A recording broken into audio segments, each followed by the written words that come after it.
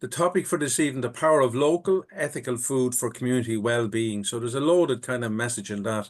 It's not just local and ethical, but there's also the community interaction and the well-being of the local community. So our main speaker in relation to the Dublin Food Co-Operative is Anna Rita Mele, who is the manager and who has been there now since early last year and going back before that. But she's brought lots of new initiatives and interactions, and I recommend that anybody at the end of the session that goes to the Dublin Food Co-Operative website to have a look at the messages and sign up for the emails, and you'll be well rewarded. And if you're within a walking or reasonable access distance to the cooperative up at Kilmainham, you should then decide on going there to buy some of your weekly shop.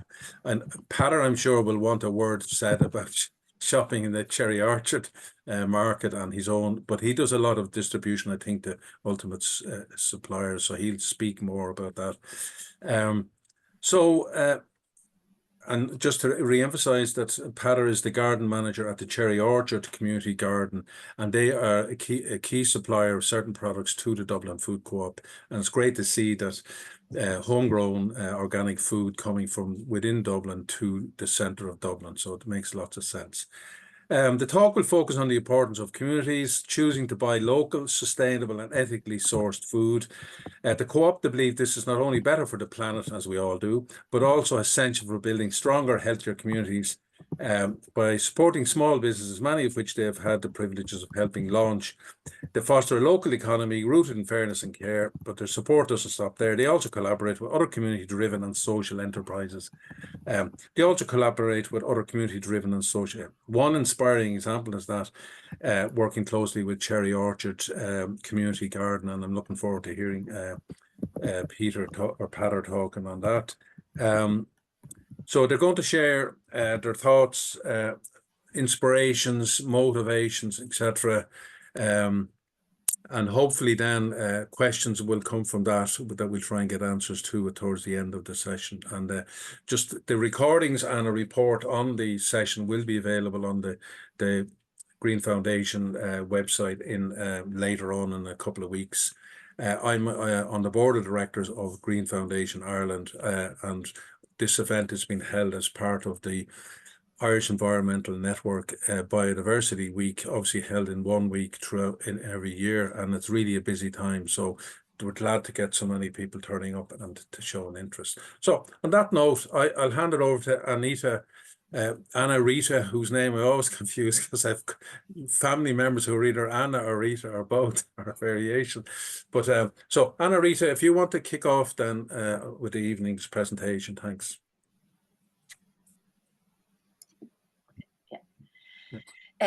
So I'm Anna Rita. I'm the manager of the Dublin Food Co-op.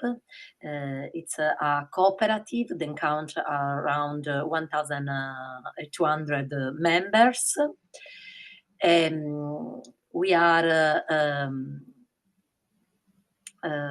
We are a social, we are just not a cooperative, but we are also a social enterprises because we rely on and embrace community involvement.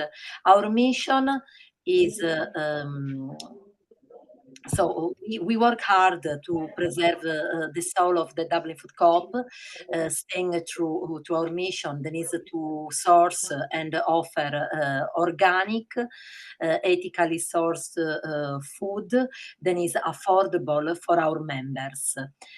And in finding, so looking for suppliers, we got in a partnership with the Cherry Orchard Community Garden.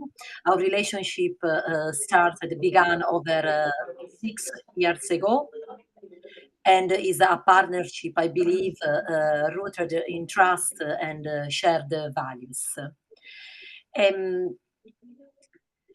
So kind of a bit. So from the beginning, in reality, our relationship just felt right. Because even before the cherry orchard was decided to be certified organic, we believed in them. And that belief was rewarded when their certification came through 2 years ago. And also their like this was is rewarded every day. Then our members come and appreciate the greens, the veggies, then the cherry orchard brings to us. Actually, now they are bringing also fruit. We have the beautiful strawberries from the cherry orchard community garden.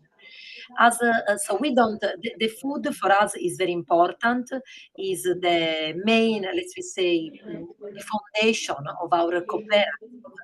But also our cooperative is a social enterprise.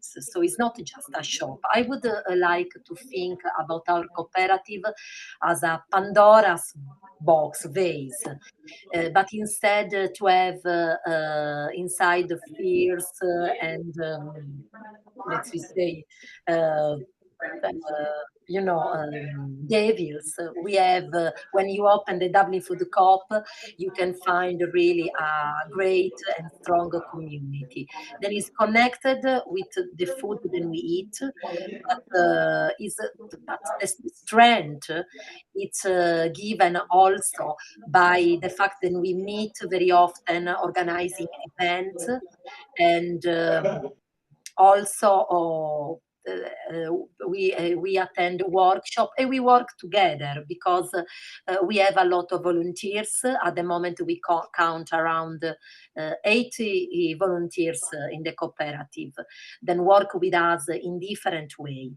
They work in different groups. Okay, we have the group, the coordinate body, for example, and we have volunteers that help in the shop floor, and we have volunteers that help with the social media, with the events, and everything is very important because make us growing together, sharing moment together. So the food then is the base, like it's our starting point, because it's buying organic food, locally sourced food is what we believe. I'm a member of the cooperative till since 2008. So, and it was really beautiful to find in Dublin, in the center of the in the Liberties, a place where I could find good quality fruit and veggies, very difficult to find in the supermarket because in our cooperative, a tomatoes taste like a tomato, a carrot tastes like a carrot. So as a taste, but also as energy.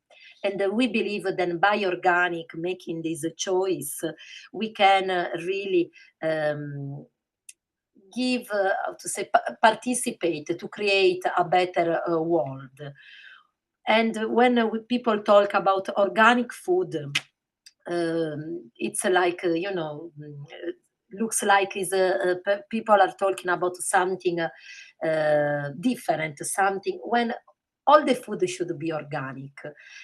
Every food should be organic, and when you come in our shop, there is an organic shop, and 97% of our food is organic, ethically sourced. Most of our veggies are greens and salads, lettuce are Irish, locally sourced. So this is very important. And if something is not organic, but local, like obviously trust. It's written not organic. So this is also the exceptional thing in our shop. Then we write when it's not organic because everything is organic. I believe then every shop, every place should be like this because organic is good for the environment, is good for your health, but also is good for the society, for the community, because it's something in which you believe in something better, then makes like you happier and healthier. And this is the first step, buying organic and connecting with the realities, with the communities, then produce this food around Dublin. A cherry orchard is one of them. We really are happy to work with them because as both we are two social enterprises and we relay on and embrace community involvement. We provide space and support for people facing barriers to traditional employment, for example, including people that are working with us through the TUS scheme.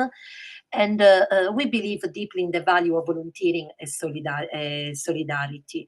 It's very nice when we go to visit the Cherry Orchard Community Garden to see then our volunteers are volunteering also at the Cherry Orchard, or sometimes when they are not volunteering with us, they are volunteering with them. So we can say that our community is almost quite the same, or part of our community is the same.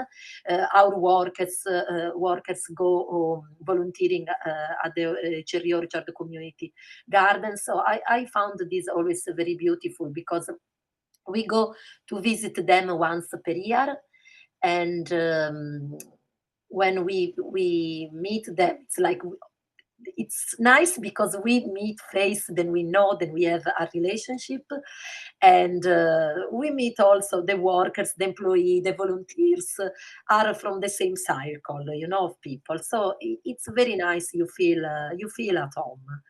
Mm. And I don't know. I think. Just on that, when you're talking there, Anna Rita, about how many volunteers, just roughly to the nearest 10, would be involved generally?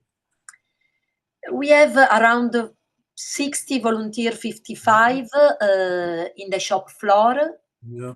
and 8 members at the CB. Mm-hmm. And in the groups, we have counting the different groups, product group, social media group, and event group. We have around 11 people. Okay. So 80, 85 volunteers. Okay. So, I mean, that gives us a good summary of what the Food Co-op is, its mission and its values and its focus, and its interrelationship, as you said, with Cherry Orchard and other suppliers. I'm sure Cherry Orchard, and we'll come to Patter shortly, but there are, I'm assuming, other big suppliers or key suppliers of certain products. Everything can't be sourced in Ireland. Can you comment a little bit about that in the business? Yes, we have other suppliers. We have Irish Independent, then bring us food mostly from Ireland, from different suppliers, and we have Udea, then is a company from Netherlands, then supplies us food from Italy, France, Netherlands, everything certified organic. Yeah. In reality, it's very difficult sometimes to find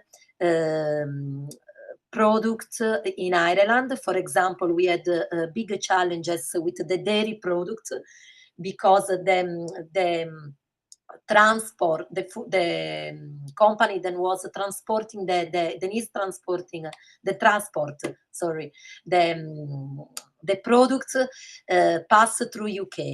So due to the Brexit situation, we cannot bring any more food through UK than is dairy. So we had to cut on butter, for example. We could import butter anymore, mozzarella, type of cheese, yogurt. And this was very challenging, actually, because we decided to start and try to find organic farms in Ireland, then produce Irish organic butter, for example. Or Irish goat yogurt. but it's really, really difficult. We didn't have any good result, actually.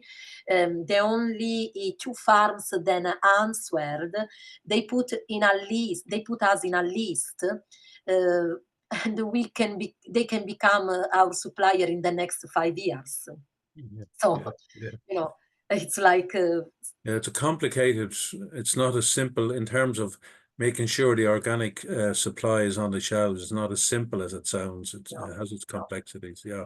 yeah. Yeah, it was interesting that. So, do you want to move over to Patter now at this stage, Patter, and you give us the looking across from the underneath the clay back to the shop, I suppose, or some variation of that. So we'll hand it over to yourself. Thanks. I should have pointed out that Anna Rita is a very distinguished member of the Italian community from Sicily, I believe. So, Sardinia. Oh, sorry, I mixed that up on Sardinia. So great to have the cross culture from Europe. Yeah.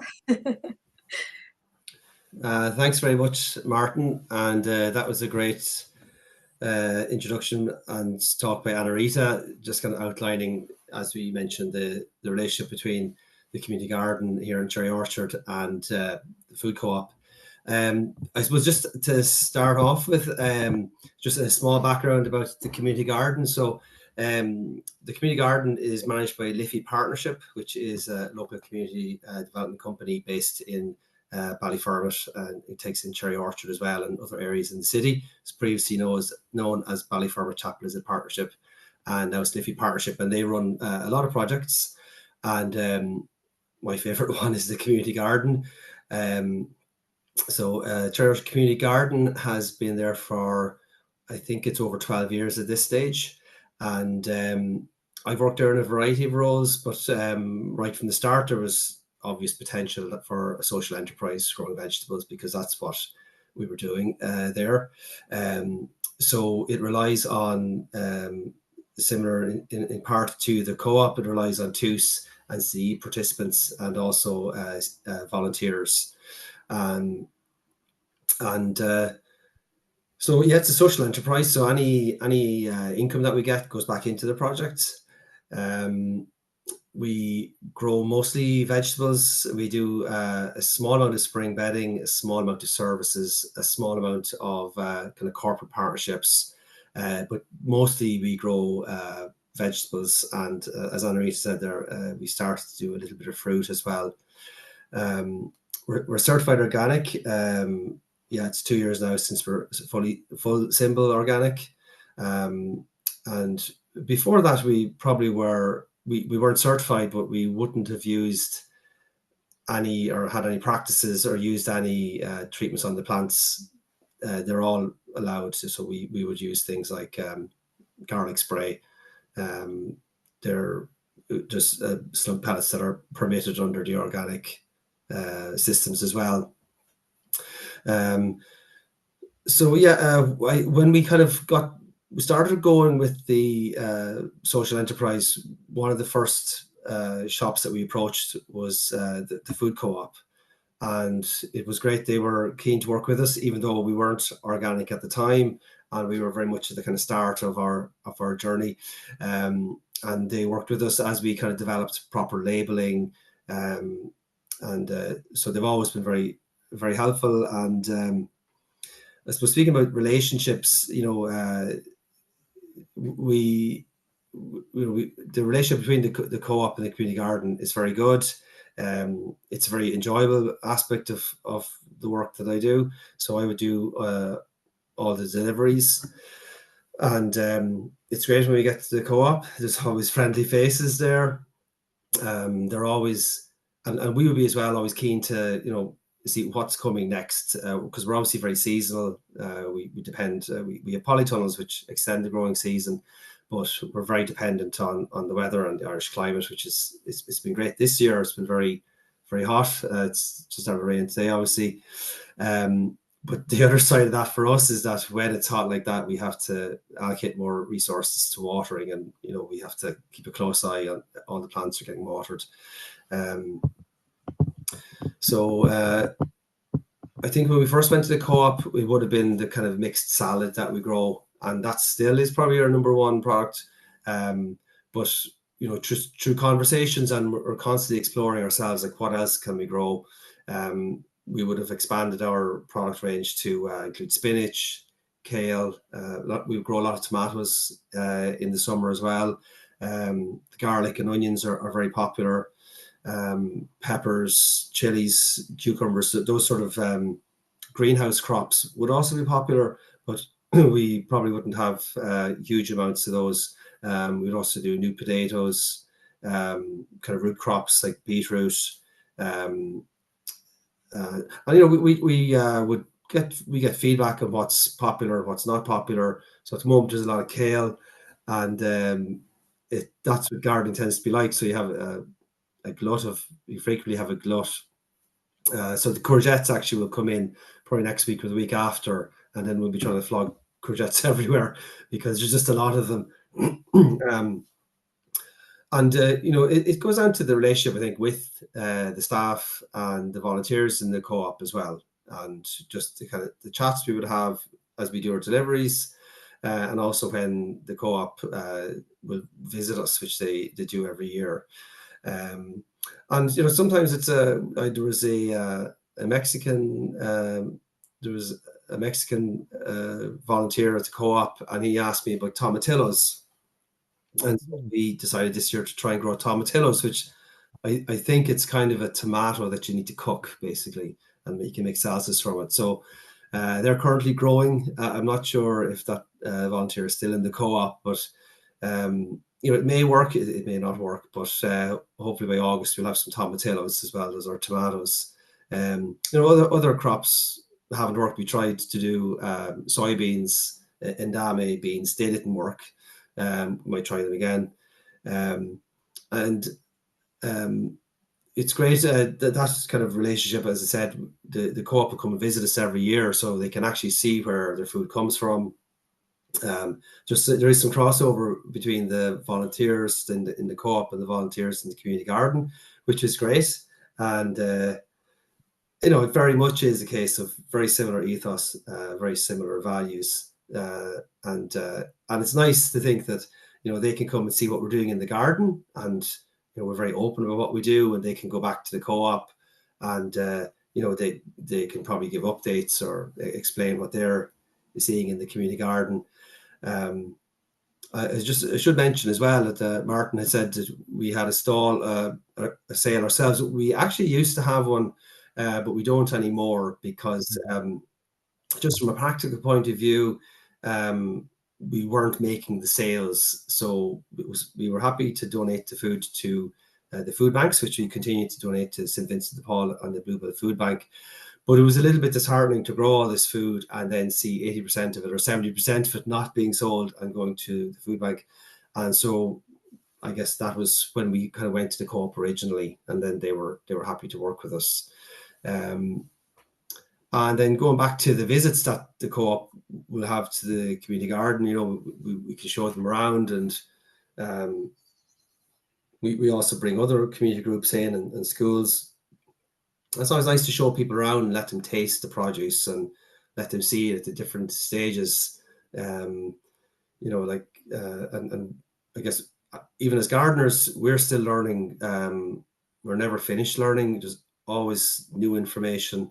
So recently someone was showing us that if we have a lot of garlic growing at the moment, and if you cut off the top the garlic leaf, it's quite tall, and it just tastes like garlic. And for years we've just never used that. We just let it go brown, which it naturally will, and then the root develops. But it's something that we're learning. I think something I'd like to mention as well is that in addition to very, very little food miles, a lower carbon footprint, food sovereignty issues would come into our food as well. We're also trying to keep the food affordable, or at least not have it too expensive. So, I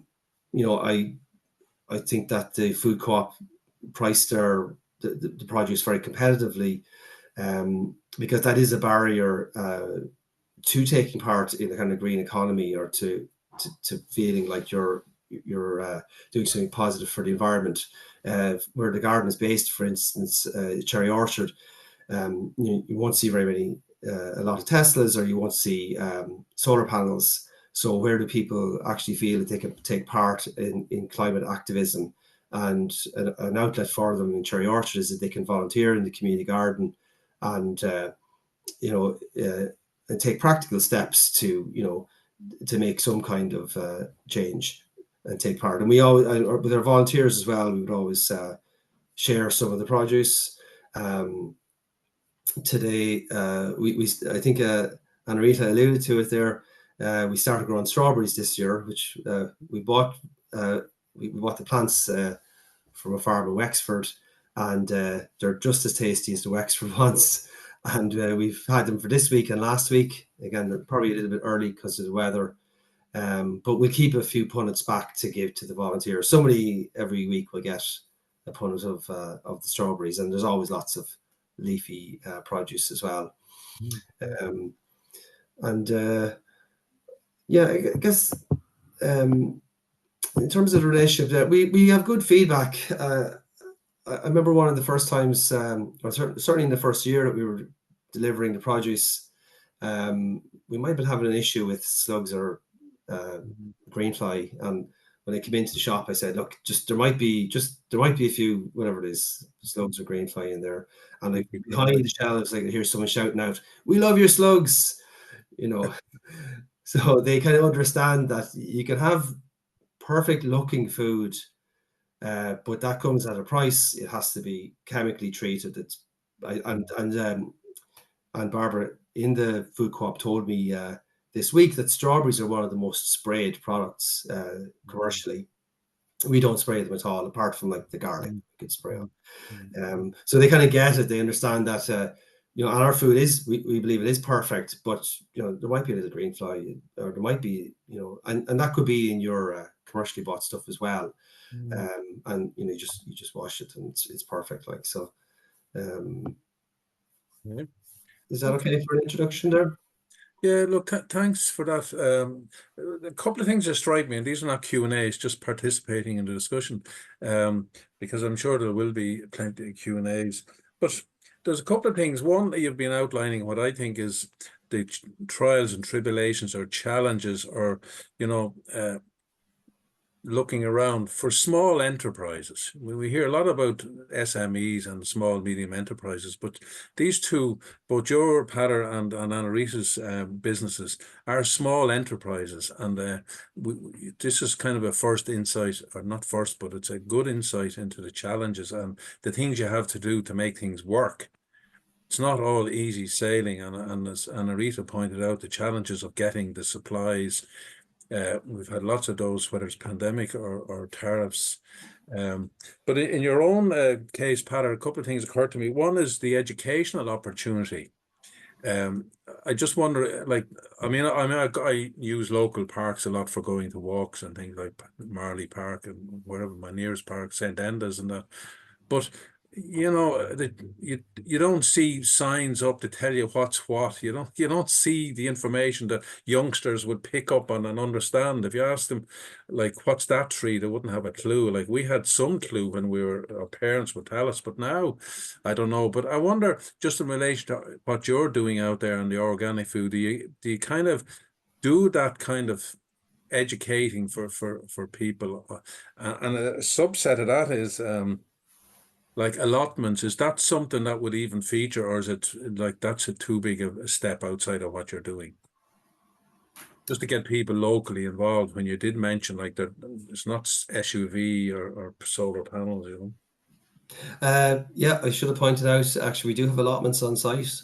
We have about 35 allotments, and they're rented out again locally, and probably a little bit further afield as well, but mostly locally. In terms of education, then we work closely with the local primary school. There's an excellent school, St. Ultan's, and we work with senior infants every year. I guess for the past 6 years or 5 or 6 years. So they come up and they sow a pumpkin, and then they just came back and put it into a pot in next month to plant it in the ground. Then the deal is that we look after it until September. They come back and look at it, and then they get it for Halloween. Yeah, that's brilliant. Yeah. Yeah, and it's a nice. They get the stages. Well, they obviously learn in school as well, and they'll be busy pointing out all the spiders and bees they see as well. And that's important for us. It's important for a link into the community as well. Yeah, it was just when I was thinking that we had an event earlier in the week about bees, and one of the things which I never knew, but I'd shared, but it's the same idea as the allotment there, was that if you wanted to set up yourself slowly as a beekeeper, get your own hive going, Quilta provides allotments across the whole of the country so that you can go in there and set up your beehive. Obviously, there's probably procedures and that, but I wasn't even aware of that. But it's all part of these, the environmental thing that we're not as aware of. I was going to ask, just in a bigger picture, like mostly when you talk out in the street, as it were, I hate using the term "the man in the street" because they don't exist. I think they're made up. But this thing about prices and the cost of organic food is always like thrown at you, like, oh, it's too dear. And then when you go to the supermarket, like you do, you realize that the prices are probably even higher in the supermarkets for the same stuff. But do you have any way of dealing with that issue about the pricing thing and the resistance to organic? Well, we've kept our Anna Rita as well, but I don't know what. Maybe I go first then, and maybe Anna Rita might speak then. But we've kept our salad prices constant for the past few years, and I think, like I said, we can justify that. I think we are ourselves in the project becoming more efficient. So that means that we can grow a little bit more, maybe with a little bit less effort, because we're just getting more skilled at it. We also want to keep the prices low.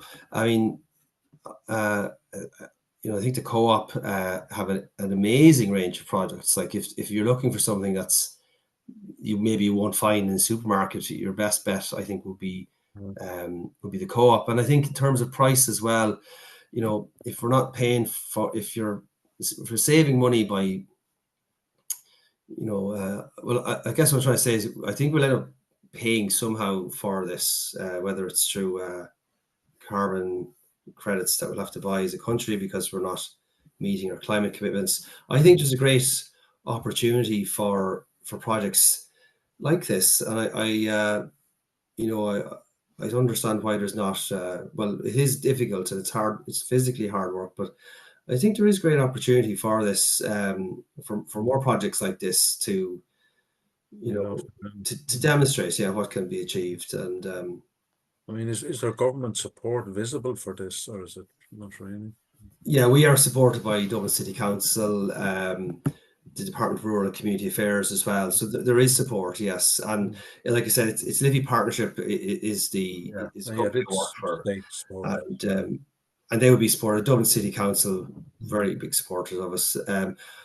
I guess I feel there's more potential there. Like, it surprises me that Anna Rita says that it's hard to get produce, because we're very much seasonal, but and I guess one of the challenges maybe is extending that season and having produce longer in the year. Yeah, well, maybe that's happening through climate change. In about 5 years' time, you'll be telling us a different story. I hope not. You'll be only supplying citrus fruits, and you won't have any whatever. Hopefully, it won't happen too quickly, but I think it's on the way, whether we like it or not. I think the kind of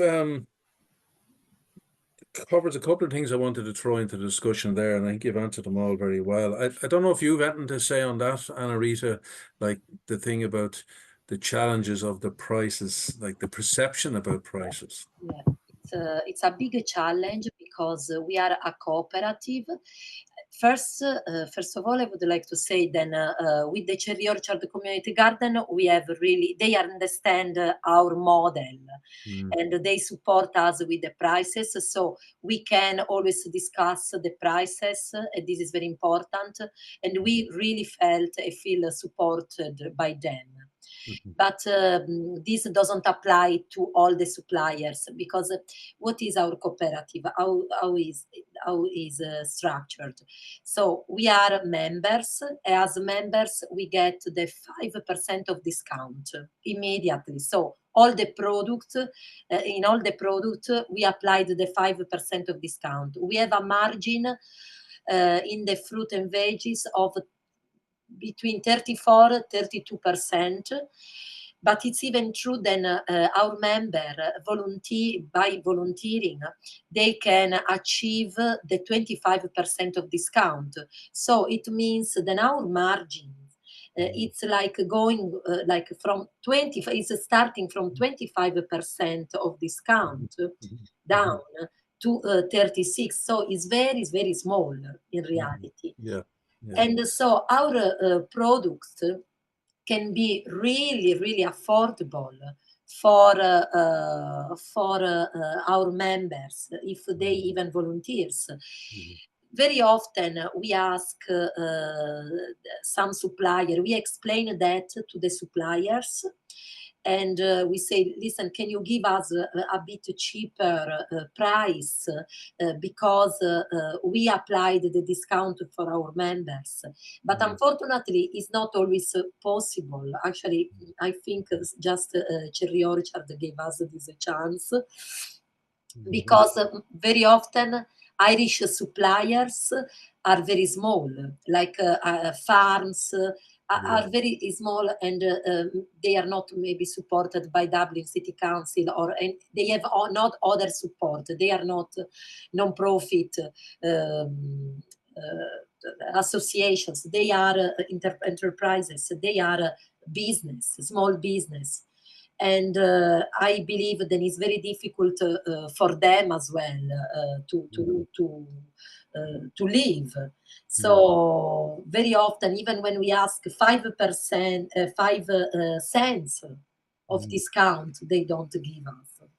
Because, like, for instance, if you have a supplier supplying honey, say, for instance, I mean, they could probably be just a small supply, and they wouldn't be able to. They're trying to make the thing viable as well. But that's the nature of trying to be organic within the county of Dublin and its surrounds, without having to, as Peadar was saying, increase the carbon footprint. Yeah, it's interesting, all those challenges. But I think you hit an important nail there, Anna-Rita, when you said that people who volunteer with the Dublin Food Co-op benefit significantly because they will get significant discounts on the actual purchase price of the food. So the cooperative is about sustainability as a business, and about members providing the best deal for its members, essentially, and keeping the ship afloat. And then your suppliers, like Peadar, to keep them in a sustainable manner as well. Otherwise, the supply doesn't exist.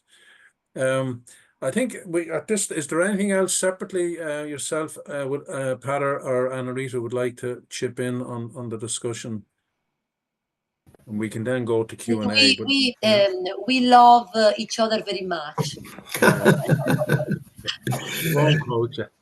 Yeah, no, it's great. It's great to it's great working with the co-op. It is great. And in terms of the pricing, that we actually have that pricing across the board on our salads. So, and I think the market probably wouldn't bear. It'll bear a certain amount, but we certainly we can negotiate other prices as well. So sometimes I want a certain price, and the co-op might suggest something else, and we find what's I guess what's fair.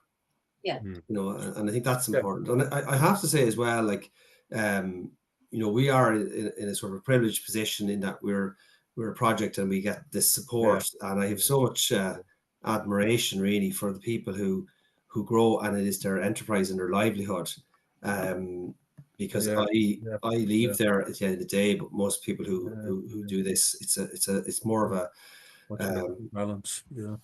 It's amazing how hard they work, and it's a vocation. That's, I guess, what it seems like, and so I think it's important to support. Okay. Can I add just one? Absolutely, Anna-Rita. And in reality, yes, we had a supplier last year. For 5 years, we had another Irish supplier, very nice, Oliver Kelly, everything organic. Their products were amazing. Like we had beautiful potatoes, leeks. He was coming always in time. The prices were very good. But suddenly he has 5 kids working in the farm with him. But he had to close down. So he's not providing from this year. Last year he stopped providing us food because he said he had to find another job to survive. I think this is very sad. Yeah, yeah. See that, all right. Okay, I think if we open it up to the people who have, I suppose that the choice for the evening, the other evenings is very sunny. This evening is quite the opposite, but I think we'll get back to it nice tomorrow, hopefully. But so for those who are out there attending, you can, if you want to turn on your speaker, and you can raise questions now for either speaker, starting now.